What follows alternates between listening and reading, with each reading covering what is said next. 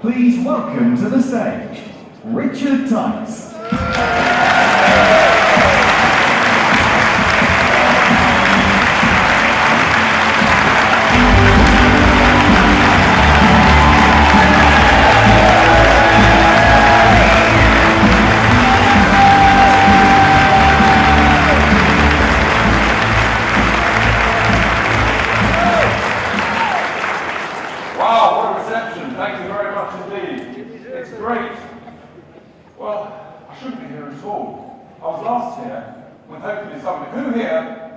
Who was here in September? Yeah. Our first leave rally.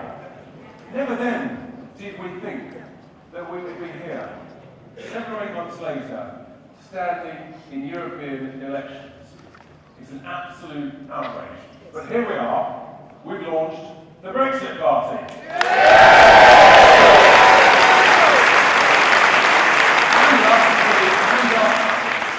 All of those who are registered supporters, that's fantastic. There's a few who are still thinking about it. When you get home tonight, hopefully we'll have convinced you. 25 quid, we need your help. It really is absolutely vitally important. But we've just launched 5 weeks ago. And in that time, over 100,000 people have joined as registered supporters. Some of you may know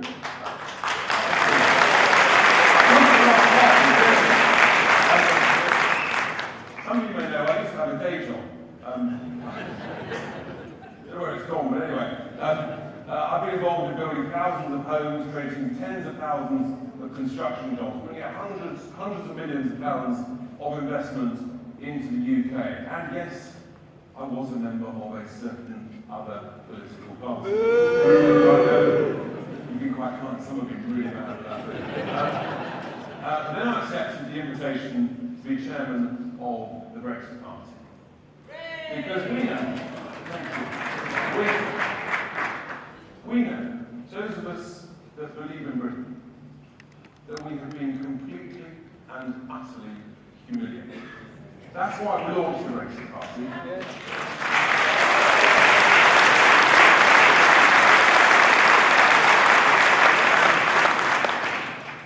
If you haven't seen the launch video, hopefully with the technology you can see it on the screen, because it's worth just seeing the launch video, and then we'll carry on.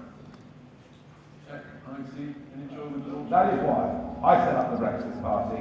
It's why we're going to fight the European elections on May the 23rd, and that is just the beginning of what is needed in this country. Democracy is under threat. And when politicians fail to deliver, there must be consequences. I was due to vote in 2016, but now I support the Brexit Party because I believe in delivering on democracy. It's time to recognise that actually we are an incredible nation. This isn't about left or right. It's about standing for our right to be heard. Successful, hard-working, so much to be confident, enthusiastic and optimistic about. That's why I'm supporting the Brexit Party. We are a single nation. We wish to remain a nation. They must adhere to the promises made to the people.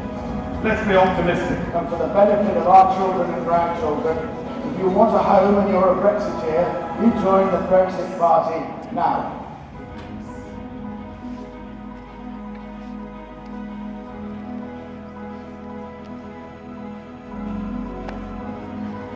We can do so much better than currently we're getting from our members of parliament. We want to be an independent, self-governing nation, making its own laws, controlling its own borders. We're proud of who we are as a people. Join us, help us, support us, do what you can for us. We need change in this country and we need it now. Britain needs the Brexit Party and the Brexit Party needs you.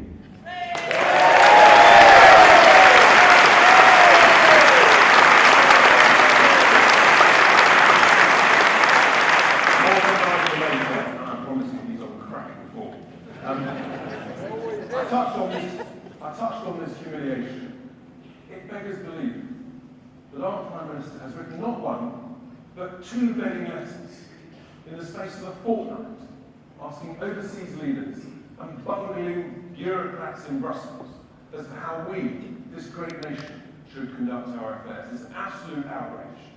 Incompetent leadership, incapable negotiators, and MPs, even as we speak, trying to do dirty, dodgy, backroom deals with each other, completely against what they promised us in their manifestos. The truth is, these MPs seem happy to sell us down the river in the worst deal ever in history. That's what this proposed treaty is. It's the worst deal ever in history. And our civil servants have shown themselves to be utterly incompetent, simply not up to the job. So we say, enough is enough. This country deserves so much better. That's why we launched the Brexit Party. We knew that what this country needs is competent, capable, common sense politics. It's no longer a question of left or right. It's about right or wrong. It's as simple as that.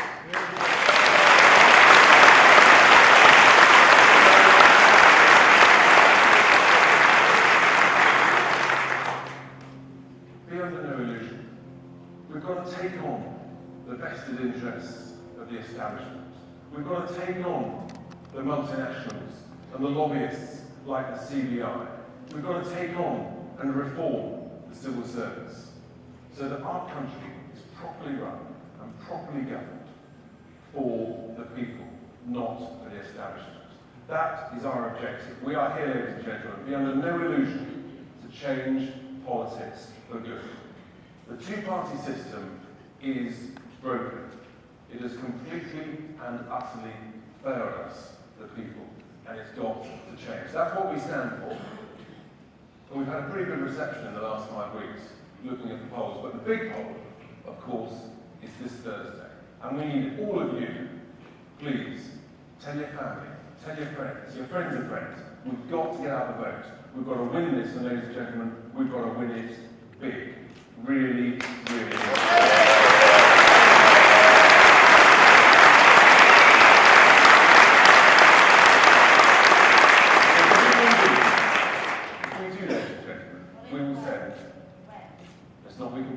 But you're right, let's hope. If we win this big, ladies and gentlemen, we will send a massive seismic shock, and my word, they deserve it, back into Westminster. A very clear message. After all, leave means leave. I'm not very good at hearing at the moment. Leave means leave. Very gentle tonight, ladies and gentlemen. And we've got some incredible candidates. It's been, we had over 1,300 applications. We interviewed almost 150 people. The quality of the candidates standing for the Brexit Party as MEP candidates is truly outstanding. Successful, capable, achievers. People with a track record of making things happen, getting stuff done. And you'll hear from some of them a bit later. It was truly humbling.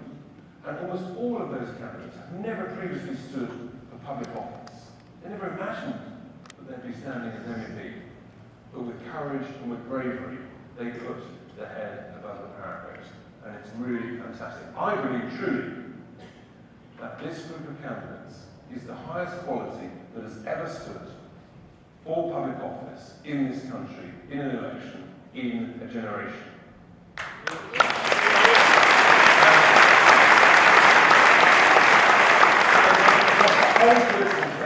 And indeed none.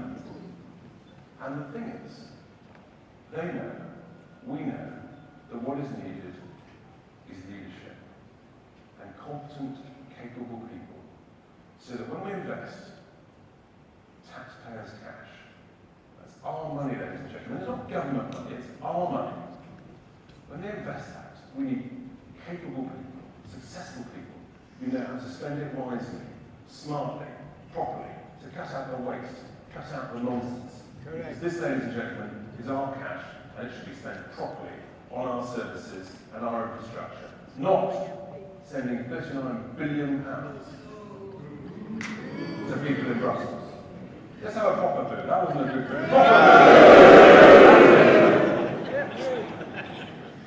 don't want anybody falling asleep. So, these candidates, and the thing is, we stand very clearly for a WTO Brexit. And the other thing we stand for, and this is really important, is that we believe, and we demand, that some of our elected MEPs form part, a significant role, in the future negotiating team, because they've got the track record, the experience, the wisdom, and the belief in what they're negotiating for. Unlike the civil servants, they never believe in what they're negotiating for. So surprise, surprise, they did an utterly useless job. So that is the second demand, as well as establishing a Brexit. We need to send that very clear message back to Westminster. And ladies and gentlemen, we know that we have confidence in this great nation. Do we believe in Britain? Yes! Are we quite sure? Yes! Do we believe in democracy? Yes! Does Theresa May believe in democracy? No! Excellent. To our first candidate, who is a real star, she shows great bravery. She's a free speech activist. She wrote a book. I find that offensive. And she's also been a TV pundit on the BBC. Well, I'm sorry, before we welcome Claire Fox to the stage, let's just watch her video, hopefully on the screen. Yes, It really is a watershed moment for democracy. The historic question posed to us is whether we're going to let democracy be overturned. As Labour's Tony Benn once said, democracy is the most revolutionary thing in the world. Too bloody right. Without it, we are voiceless subjects. With it, we're citizens with the power to change our destinies. Now is the time to take a step forward and to fight for our votes. Every last one of them. Please welcome to the stage, Claire Fox.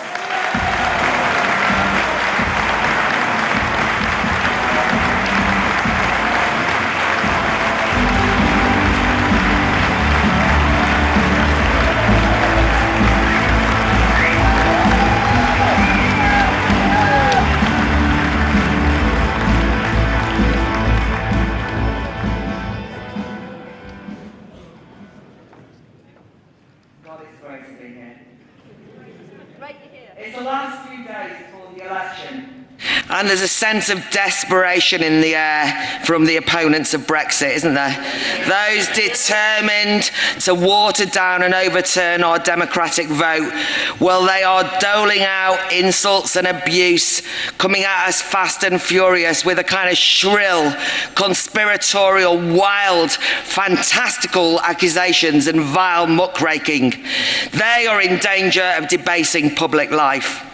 One Guardian journalist, describing the atmosphere of a rally much like this in Yorkshire last week, said it was the Blitz spirit whipped up into a lynch mob. A lynch mob. What a vile, horrible sentiment. It's tempting to lash out. It's tempting, but we will not resort to their tactics. It's fantastic to see here, throughout the country and even on social media, the Brexit Party candidates and supporters alike are rising above this muckraking. I quoted before Michelle Obama's advice. They go low, we go high. So now again, as they go even lower, we must go even higher.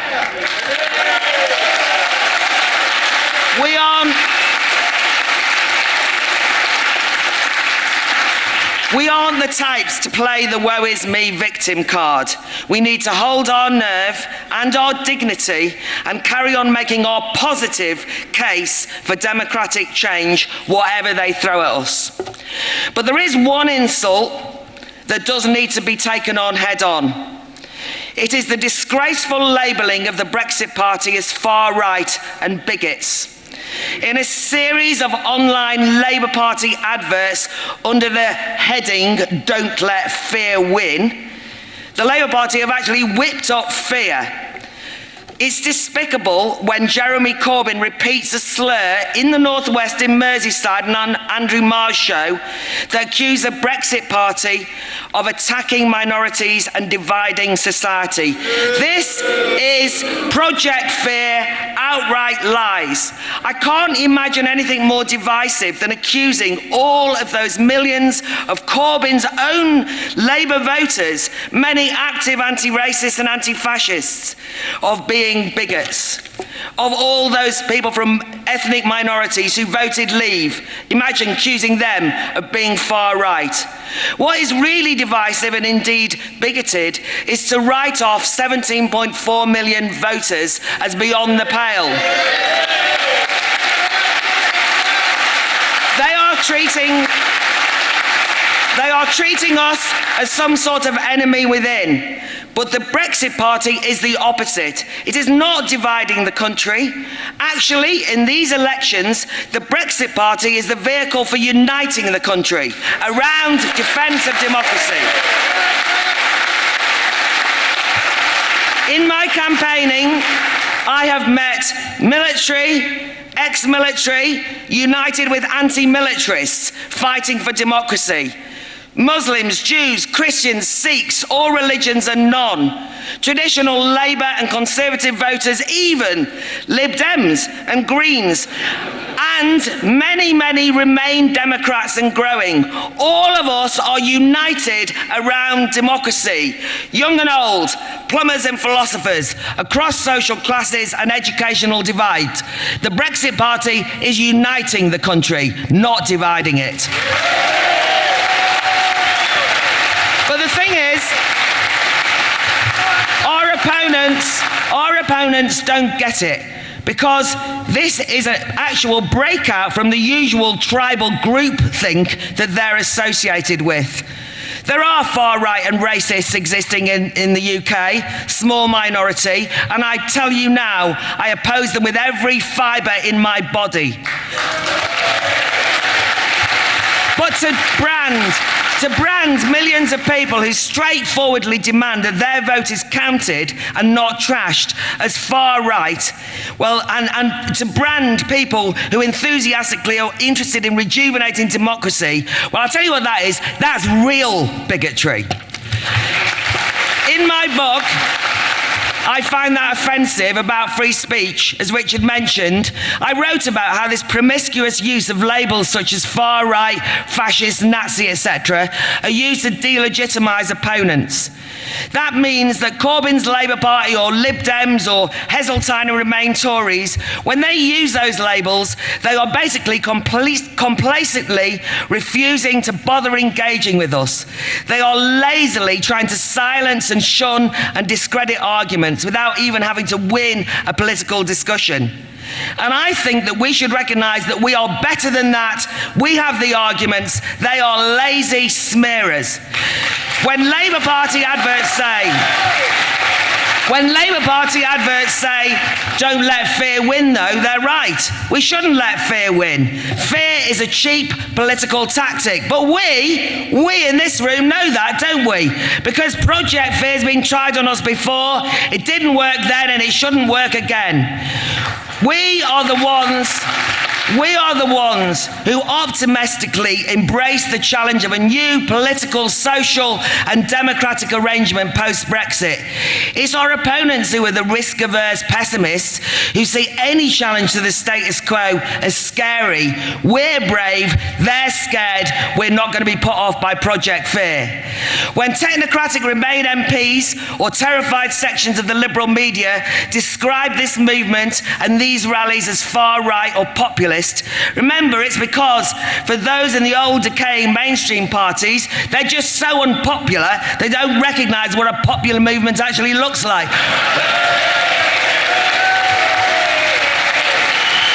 Of course they say that big rallies like this are just uniting around democracy, and they're just saying the word democracy is oversimplistic, a slogan, a soundbite. They say we lack nuance, that we underestimate complexity of democracy. Well, who are they kidding? Democracy is not just a word for us.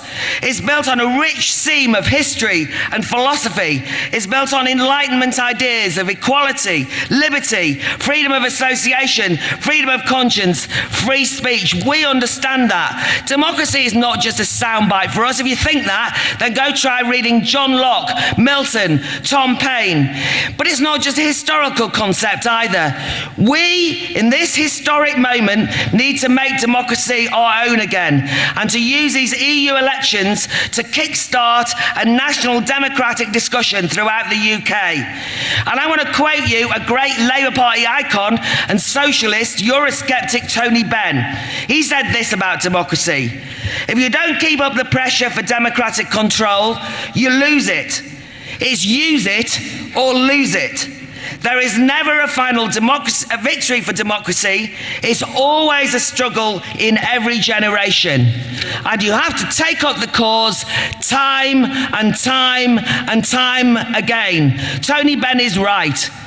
But this is our time to take up the cudgels for democracy. It's also going to have to cry for freedom. It's not a slogan. We're going to start by making history, by actually starting a great, fantastic, deep democratic debate. To finish, there's a wonderful mood, I think, of democratic liberty in the air. All the street stalls and rallies and meetings I've been at, today out all over Salford, fantastic discussions going on. A real thirst for proper, principled politics, open-minded debates and discussions on new ideas. Those who say, where's your manifesto? Listen, the Brexit Party's been clear. There's an exciting project after the European elections about what that manifesto will contain. But for now, the mainstream parties in this area all have manifestos. The thing is, they're betraying them. All the candidates of the Labour Party and the Tories are selling them out. What's more, there is absolutely no point debating and discussing manifestos and choosing different options and for society if the basic cornerstone of decision-making is torn to shreds by Parliament and hollowed out by Parliament clinging on to the anti-democratic EU's coattails. When we start writing a manifesto, we'll do it by arguing and having democracy, and that's a good thing because we're the Democrats. So, let's give democracy for our generation a huge boost on May the 23rd. We should not take one vote for granted. We need to win each and every X in the Brexit party box on that ballot paper. So right till the end, you need to keep discussing and arguing with friends and neighbours and everyone. I'm rushing off now, I'm not wanting to be rude, because I'm speaking in Preston at another local Brexit Party event. And I'd like to give a shout out to Nadine, who organised the event on her birthday. I mean, that's dedication for you, as is all the thousands of volunteers who have been out on the streets arguing for our votes and will continue to do so for the next 4 days. I salute you. And I want to finish with a quote from one of my heroines, the socialist suffragette Sylvia Pankhurst, who said, "To the fool who cries democracy can do nothing, we answer, all the best of life today has been fashioned by and through democracy." Too right, Sylvia, and we're no fools. We know that all the best in life tomorrow and in the future relies on us today fighting for democracy. Vote Brexit Party, and yes, the best is yet to come. Thank you very much, everyone.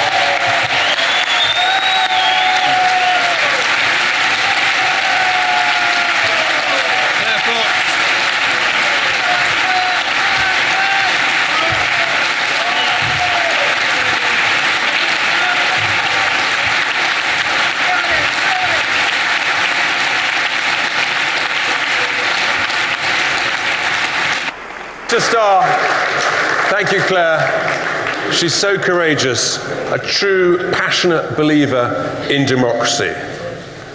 And we all know, ladies and gentlemen, that completely contrary to what the other parties have been doing and saying, they viewed Brexit as a problem to be mitigated. Whereas we all know that actually Brexit is an opportunity to be grasped. It should be embraced with aspiration, ambition, enthusiasm, optimism, confidence, and belief, because we are an incredible nation. And I mentioned earlier about some of the business people that have been prepared to put their head above the parapet, to stand up for democracy, but also to know that actually this country should be run so much better. And the next speaker, he is someone, he's an entrepreneur from the world of technology, from the world of property. He knows how to negotiate deals. He is just the sort of person that we should be putting in to the future negotiations against Brussels. So please give a huge welcome to the stage, Ajay Jagota. Please welcome to the stage, Ajay Jagota.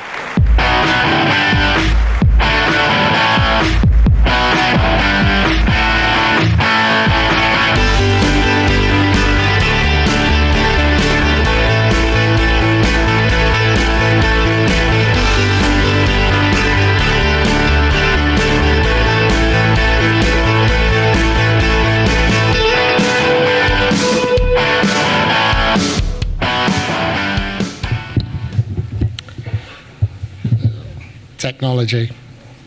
I knew I should have bought paper.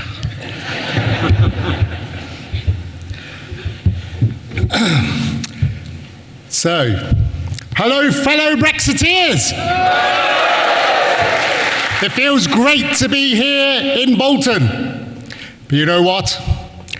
I'm feeling excited. I'm feeling energized. And I'm so looking forward to Thursday. Are you? Are you? Good. First, let me thank you for all here and all those watching on live stream for the fantastic support you have all shown all of us candidates. Thank you very much. Thank you.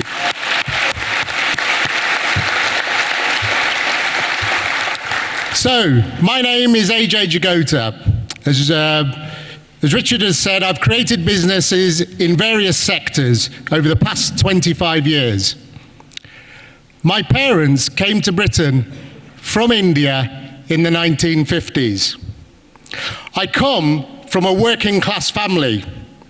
My mother worked in a factory, and my father working as a coal miner for 40 years. I've always been so grateful for the opportunities made available to me in this great country.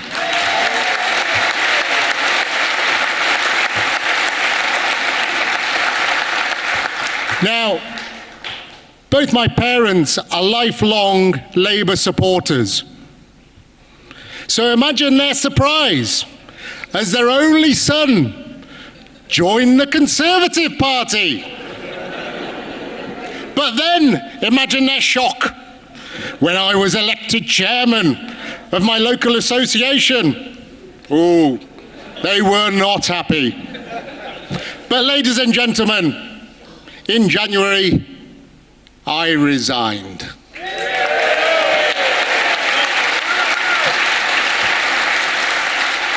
Frankly, I had had enough. But why had I come to this conclusion, some of you may ask. But you may recall in 2016, we had a referendum. They asked us to vote.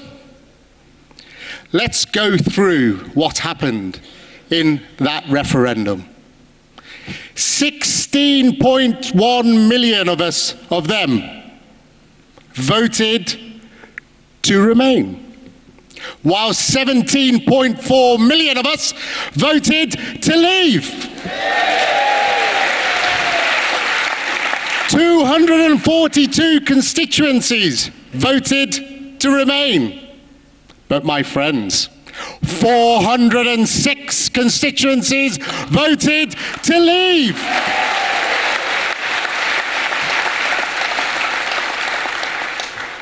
Three. Yes, only 3 regions voted to remain. But like this region here, 9 voted to leave. So, All looking really good so far. So like many of you, I believed we'd won the argument and we were set to leave. But my friend, in a faraway place called Westminster, there's a group, you might have heard of them. They call themselves MEPs. They, in direct contrast to you, the people, they voted 160 to leave, whilst 486 of them voted to remain. And for the last 3 years, they have done everything, absolutely everything, to thwart that result. That is why I decided to stand for the Brexit Party. Together, my friends, we stand for democracy, and together we can change politics for the good. Friend, but let's remind us, what is broken in this two-party system? And what have they given us thus far? Oh, no. Let's be fair. You have to be fair to these people, because they're watching. Oh yes, they're watching. So what did they give us? They gave us this, my friend, for Brexit. They gave us nothing but fudge. And I would like you to join in with me. Let's go through those people. What has the Conservative Party given us? Fudge. What has Theresa May given us? Fudge. What has the Labour Party given us? Fudge. And what has Jeremy Corbyn given us? And what are they trying to do now? No, my friend. No. Again, let's be fair. So Theresa May has gone from giving us a finger of fudge. She's now working on giving us a box full of fudge. But I don't know about you. I've had enough fudge for the last 3 years to last me a lifetime.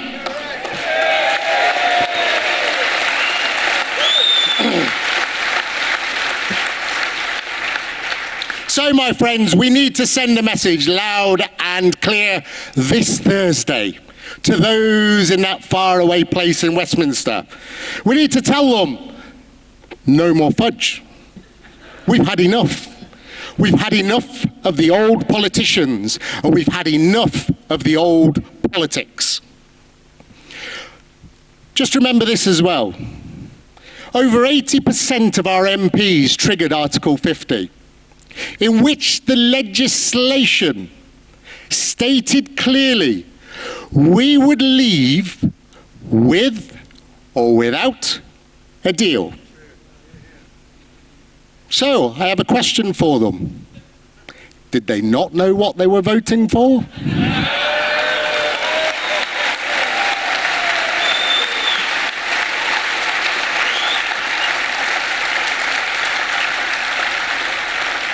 We need your help to win on Thursday. We need to ensure we win for democracy. So on Thursday, there's only one party in town, and that's the Brexit Party. Thank you.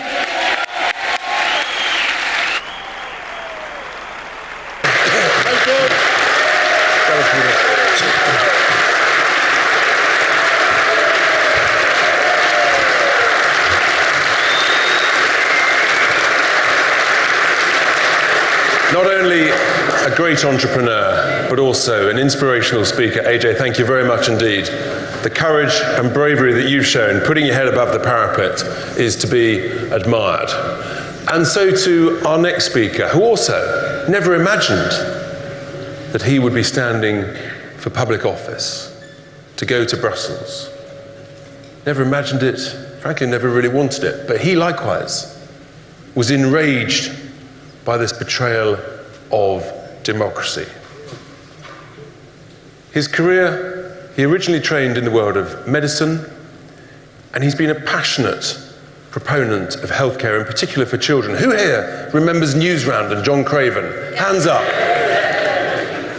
Our next speaker was the first person on that programme to speak about healthcare for children. It's great to have him with us as a TV commentator. Please give a massive welcome, David Bull. Please welcome to the stage, David Bull.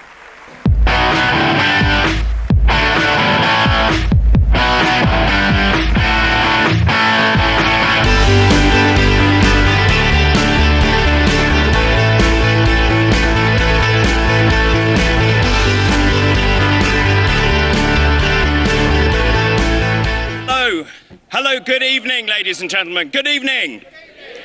Hello, my name is Dr. David Bull. I'm a medical doctor, I'm a television presenter, and I am a very passionate campaigner.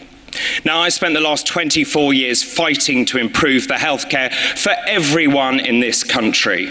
And I've been involved in some really, really important campaigns, such as cleaning up our filthy hospitals, making sure that we treat older people with dignity and with respect in hospitals and in care homes.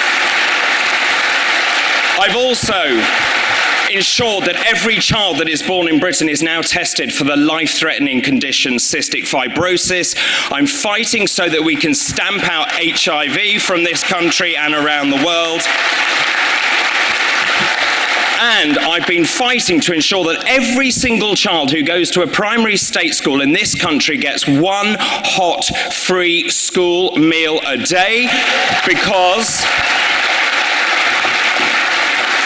if you feed children properly, they can achieve to their maximum potential. And there are amazing young people out there, and they deserve all the support that we can give them.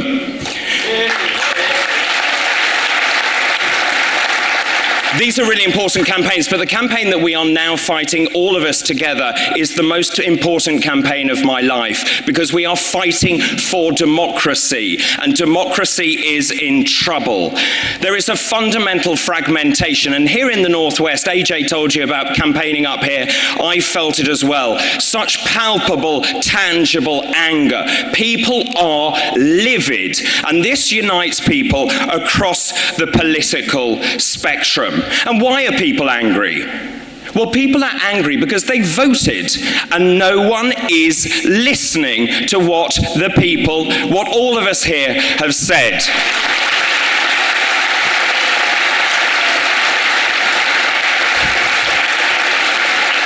I hear Ramonas all the time. I've been approached by Ramonas saying, well, you didn't know what you were voting for, did you? We did know. Did you know? Yes, we did. We were leaving the EU, we were leaving the single market, and we were leaving the customs union. And what's more, politicians on every side said they would respect the result of that referendum. So what happened? Well, we had the largest ever democratic vote. 17.4 million people voted to leave, over 70% turnout, and 3.5 million people voted to leave here in the Northwest.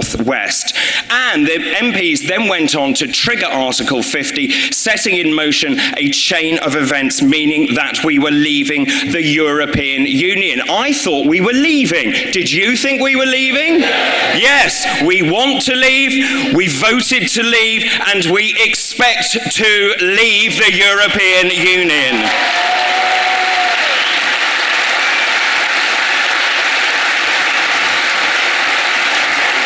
Do you know, since then there's been absolutely nothing going on. 3 deals that Theresa May has brought forward. She's about to bring forward another one.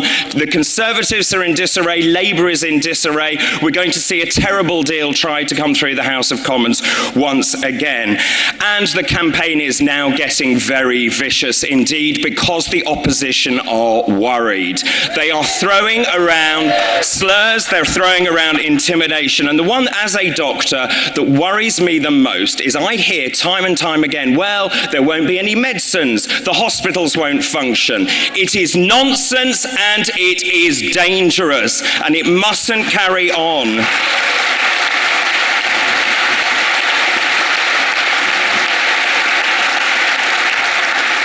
It is very straightforward why. We already trade with Europe. It's not that difficult to do a trade deal with Europe. We also have major pharmaceutical companies in this country. And I'll tell you what, if Europe doesn't want to play ball, we'll take our ball and we'll trade with the United States, with Israel and with Switzerland.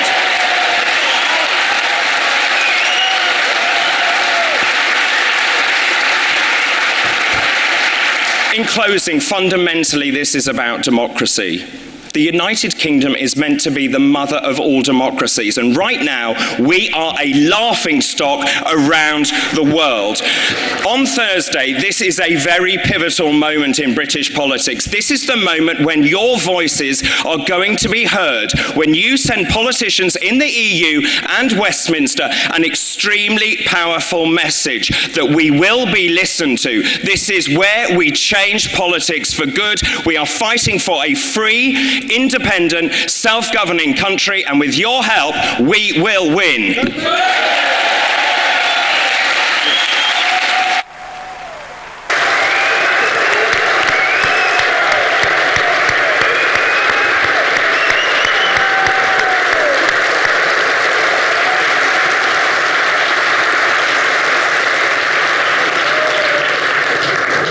Once again, you can see the breadth and experience and wisdom from someone like David as well as Ajay. His campaigning experience, his knowledge of these sectors is truly fantastic and a great asset to the Brexit Party. We're very lucky to have such wisdom across so many candidates. It really is incredible. And so, ladies and gentlemen, our final speaker needs little introduction, but it is worth just reminding ourselves what he has achieved. He has spent over 25 years battling, fighting for the cause of Brexit. He was the original Brexiteer, with incredible courage and bravery, fighting against the abuse, the vitriol, the threats to his family and to his own security. And we saw it again tragically today. You know, it's just unbelievable, the behaviour. It is disgusting, as you say, sir. It's absolutely shameful that we cannot properly practice free speech in the United Kingdom. It's unbelievable. We have a huge amount to thank probably the man who's had the most influence on British politics in the last 50 or 60 years. Before we welcome Nigel to the stage, let's just remind ourselves of him in action on the video. We have a parliament that is now completely out of touch with our country. I think politics is broken. Our task and our mission is to change politics for good.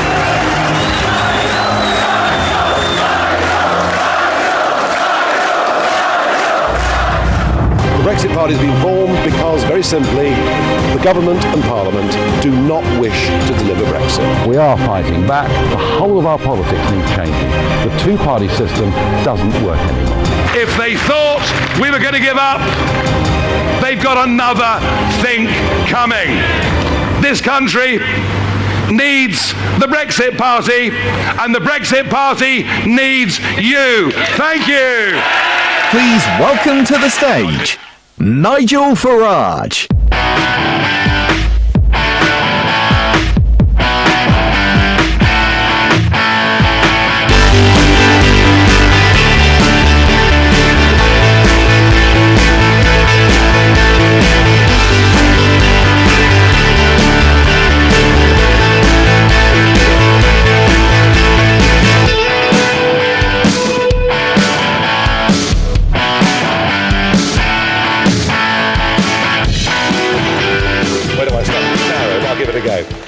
Hello, Bolton!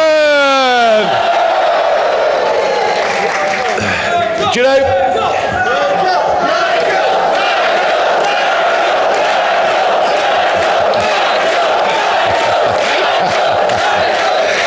You haven't heard what I've got to say yet. It could be a load of old rubbish, couldn't it? Wait till the end.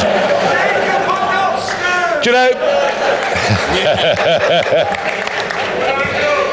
We launched the Brexit Party just 5.5 weeks ago. I hope you agree with me, we've made a pretty good start.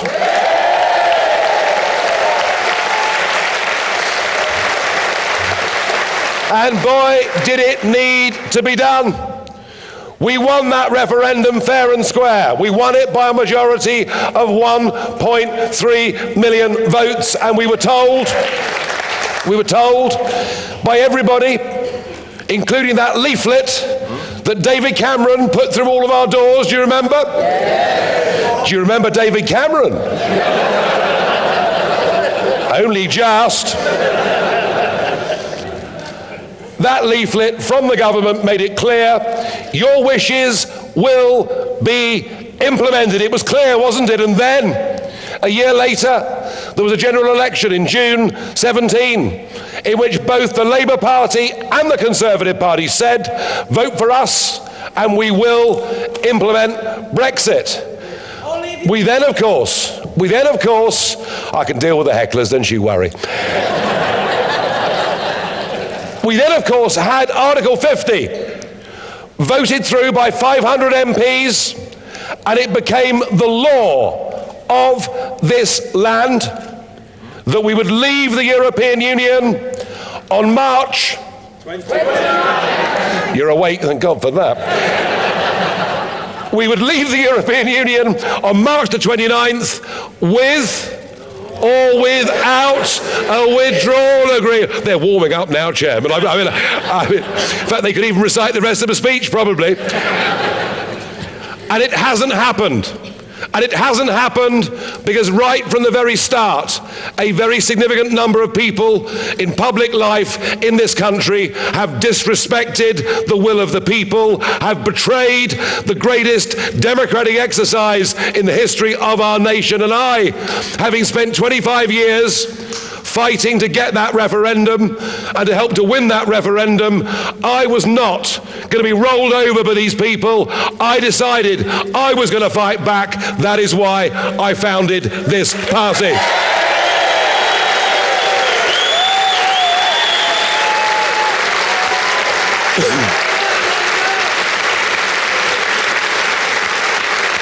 Now, in a previous campaign back in 2014, when I led another party to some success, I remember the vicious nature of the media attacks. I was reading an alternative CV for myself almost every day. In some of the newspapers, I have to say, I wish some of it was true. Life really would be fun. But anyway, you liked it. But I remember feeling pretty browbeaten at the time. I'd not been through the mill, perhaps quite in that way. And there was one thing in that campaign that inspired me. I got a letter addressed to me, opened it up, and it was in very spidery handwriting. And the author of the letter said, "Dear Mr. Farage, during the war, I served in Bomber Command on many missions over occupied Europe." He said, "I can tell you, you only start getting flack when you're getting near the target." All right.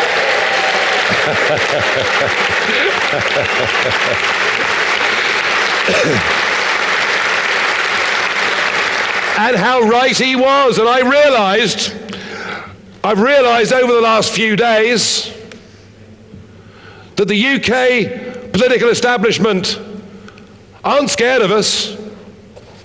They're absolutely terrified of us.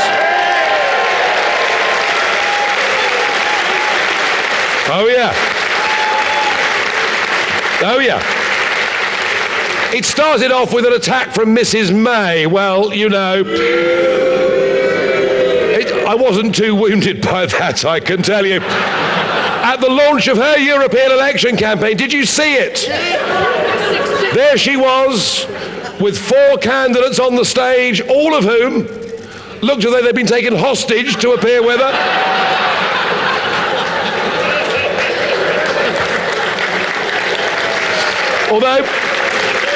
Although to be fair, to be fair, Mrs. May is very good when it comes to ransom demands. Because she's paid a $39 billion one to Michel Barnier, and when we leave on WTO, we won't give them a penny, all right?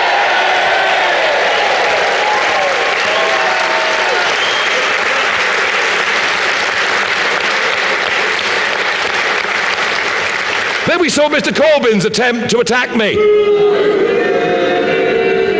Jeremy, looking very much like he didn't want to be there particularly, who, in his interview yesterday with that brilliant...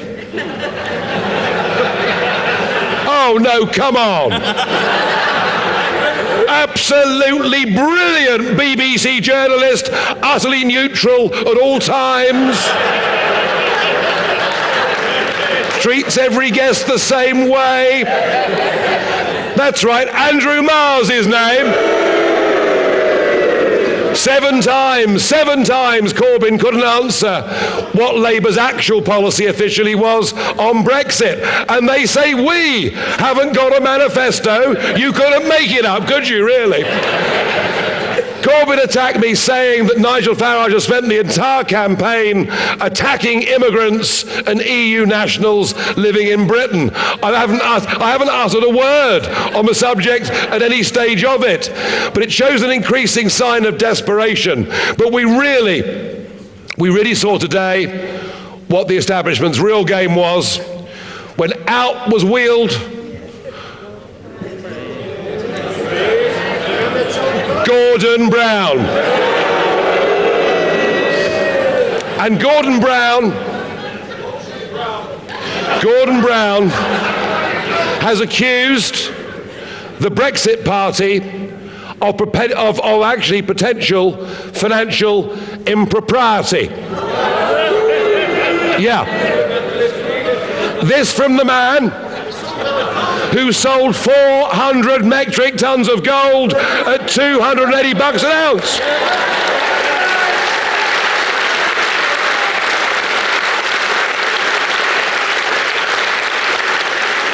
But more seriously, this from the man who was Chancellor of the Exchequer at a time when Lord Levy was Labour's chief fundraiser, and when, shall I say, an astonishing number of large Labour donors finished up in the House of Lords. And he has the front to attack us for being a grassroots organisation that have asked people to become registered subscribers to our party and to pay their £25.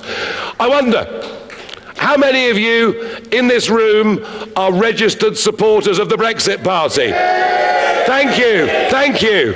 Are you watching? Mr. Brown, conspiracy theorists on The Guardian, and wherever else they may be. We have raised over £2.5 million on our website, and these are the people that have done it.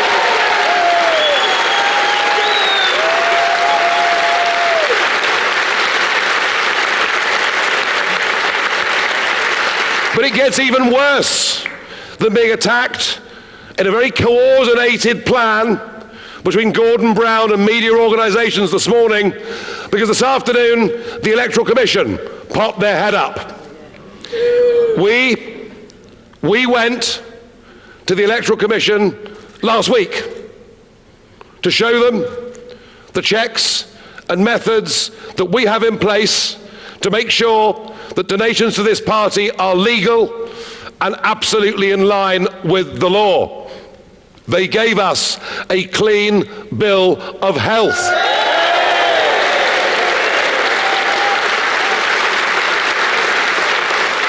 And one of our lawyers asked them, would they please put that in writing, which they didn't do. And so what happens on the same day?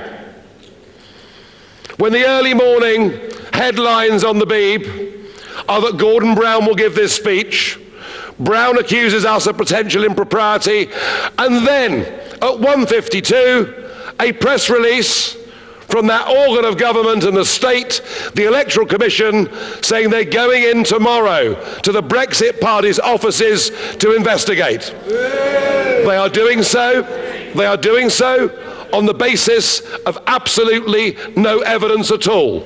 They are doing so in an act of bad faith against what they told us to our faces last week. They are directly politically interfering in a national election in this country. It's a disgrace. It is a disgrace. And I want to say one other thing, please, if I can, and that is about some of the conduct and the behaviour that we are seeing on the streets of our country today.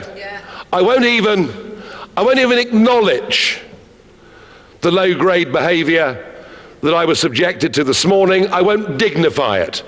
I will ignore it. Perhaps keep buying new clothes and carry on, all right?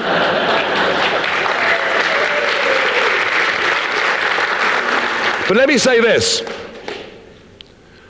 For a civilized, democratic nation to function in democracy, the loser has to give their consent. The loser has to accept they've lost the election and do their best to win the next election. That is how our system works.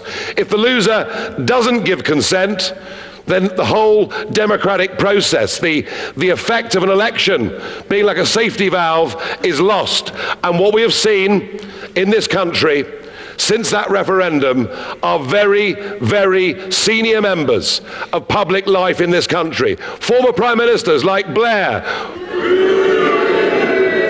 Johnny Major, but even the leaders today, Vince Cable, leading the Liberal Democrats, senior public figures in this country do not accept the result of the greatest democratic exercise in the history of our nation. They have done and they will do all that they can to stop it, to cancel it, to force us to vote again. They have given the impression that their view has a moral superiority over our view. They are better people than us because don't forget, they tell us over and over and over that we didn't know what we voted for. I mean, the sheer arrogance of it. But the serious point is this, that in doing so, they have radicalized, albeit a small number, but they've radicalized a group of people in this country who themselves believe that they have a superior view to the majority. And when you have that mindset, if you believe that you are better than other people, history shows that in those circumstances, people are capable of appalling behavior. And we are now seeing the extremes of the Remain campaign acting in an openly abusive way to ordinary members of the public who dare to say they support Brexit, acting in a violent way. Do you know, we even had in Wales last week people lying in the road to try and stop cars coming in to our public event. They are trying to close down democracy. And the point is this, that when democracy breaks down, civility breaks down, and that is where we are in our country today. And that makes me want to redouble all of my thoughts and efforts, not just into this campaign, but into what comes after this campaign. Above all, we are fighting this European election on the key issue of democracy.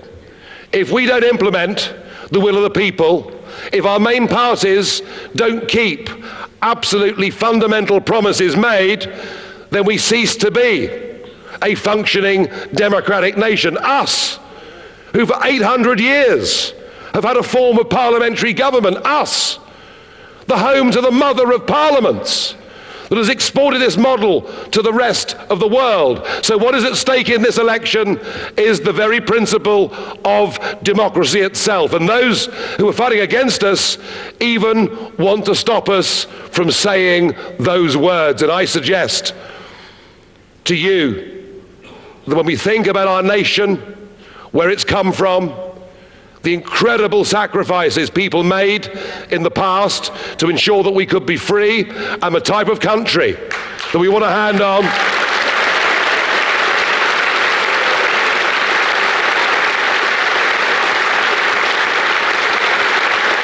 I suggest that we redouble our efforts. And in terms of changing politics, well, look, it is clear to me that the two-party system now serves nothing but itself, and it's time it was challenged openly and publicly, and the Brexit Party will do it, and this Thursday is the first step in an attempt to begin a process to change politics for good.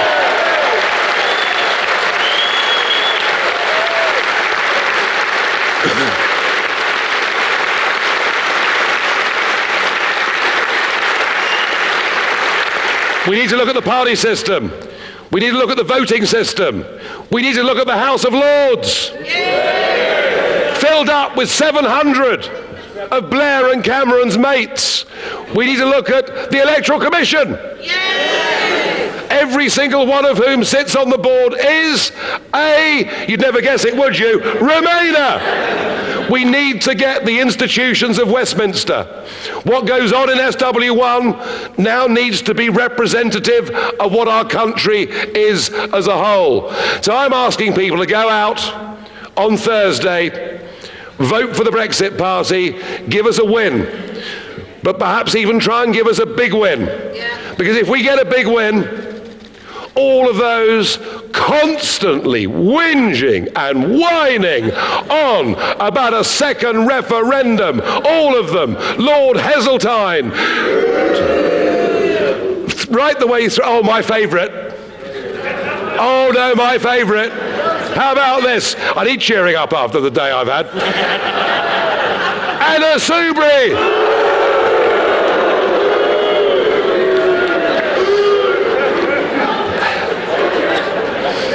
I promised the chairman this was going to be my most serious speech of the campaign. I'm struggling. If the Brexit Party wins big on Thursday, there will be no second referendum. They'd be too frightened to hold it. What a good reason to go out and vote Brexit on Thursday.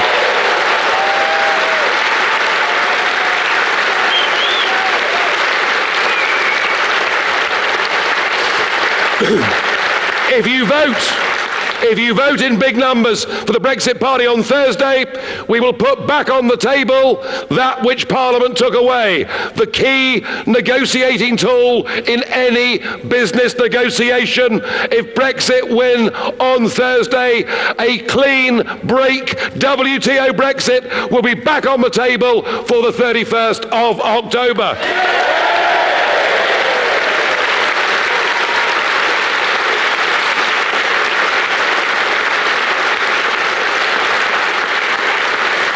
And we demand if we win these elections on Thursday that we become part, with a democratic mandate, that we become part of the government's negotiating team to take us out and to make sure that the 31st of October is our Independence Day, and we demand to be a part of that. We really do.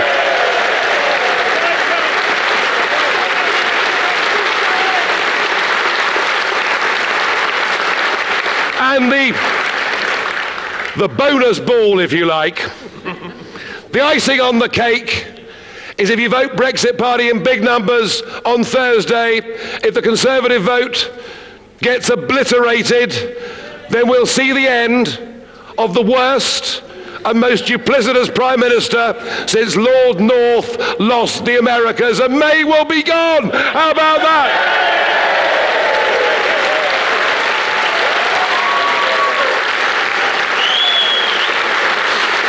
You know,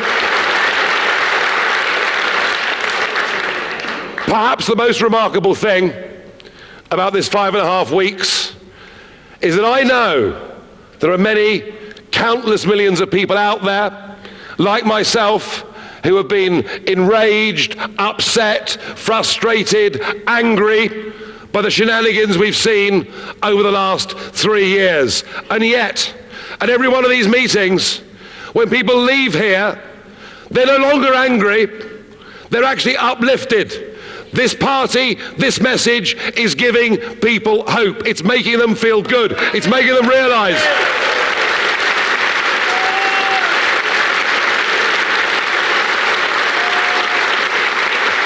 It's making them realise that in the end, if enough of us are prepared to stand up and fight for what is right.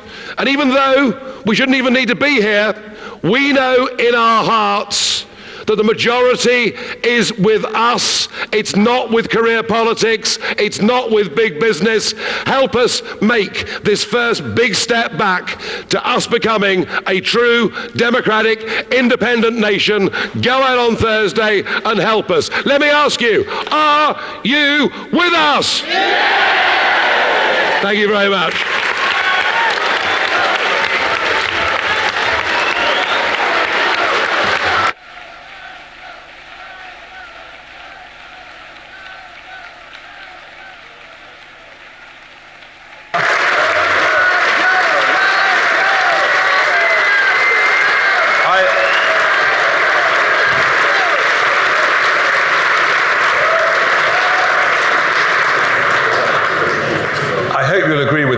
Gentlemen, the training's paying off.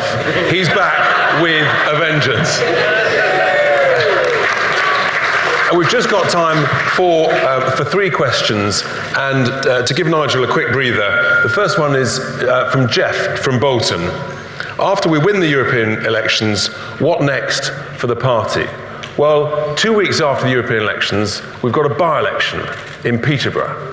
And we've got a fantastic local entrepreneur there who is doing great things, well known in Peterborough, and we are giving that our very, very best shot. It's an absolute outrage how that by-election was called from the Labour candidate who ended up in prison and yet was still allowed to vote in the House of Commons with a tag on her foot. Absolute outrage. So we're going to give that our very best shot. We've also, ladies and gentlemen, we've opened on our website applications for parliamentary candidates. So we're receiving applications because we plan to fight the next general election with candidates around the country.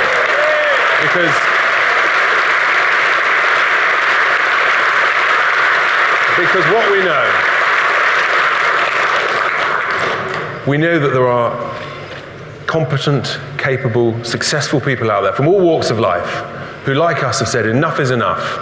I need to get involved. I need to help run and govern this country properly for the people. It's a huge opportunity, and we mean to take it. Quite right.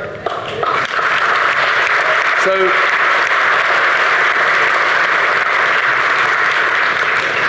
a question, Michael from Lee, and I think Nigel might enjoy this question. When you stand up in the European Parliament for the first time in a few weeks, what do you intend to say? Well, now that would be giving the game away, but over my 20 years there, I have to say, I've always gone in there and tried to make very helpful and constructive comments in the chamber. I think I've enjoyed it more than they have, but my favourite one wasn't the Van Rompuy speech. It was 3 days after the referendum, emergency session of the European Parliament, and old Juncker, of course, kicked off. Lucky it was before lunch in his case. I mean, possibly mine too, you know. But Juncker kicked off, and everyone spoke, and they were all very, very down and very depressed about Brexit. And then it was my turn to speak, and I thought, well, do you know what? I think that for the first time ever, today they're going to treat me with respect. That's what I thought. Just shows you how stupid you can be, doesn't it, really? So I got up, and 400 of them started booing. And I thought, right, you're going to get it today. And the line I enjoyed the most of all was when I said, I came to this place 17 and a half years ago, and I said to you, I would spearhead a campaign to take Britain out of the European Union. And you all laughed at me. Well, I said, you're not laughing now, are you?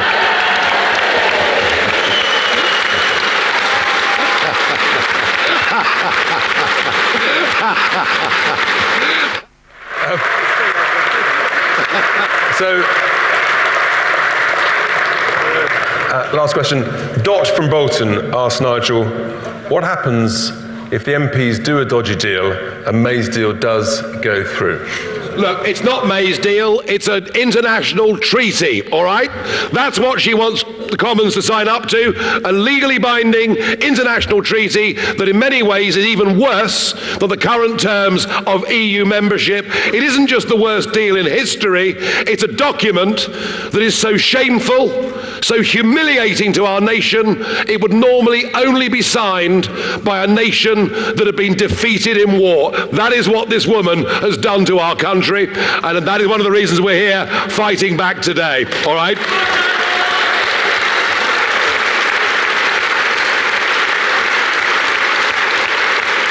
There is a school of thought, there's a school of thought that Conservative MPs are now Labour MPs, because we're now tearing chunks out of the Labour Party here in the north, and in South Wales, we've got the Labour Party absolutely on the run. So there is a school of thought that says, oh, they'll all sign up to Mrs May's treaty with an add-on of a permanent customs union and single market rules because they're so scared of the Brexit party. Believe you me, if they commit that final act of betrayal, far from it being bad for the Brexit party, it'll put us in a position to perhaps win the next general election.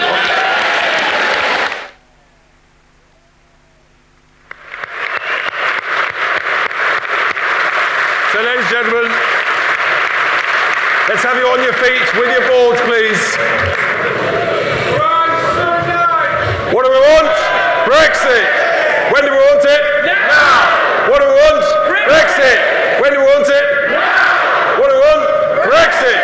When do we want it? Now. Thank you very much, ladies and gentlemen. Have a very safe trip home. Thank you. Vote for the Brexit Party on May the 23rd, and let's change politics for good.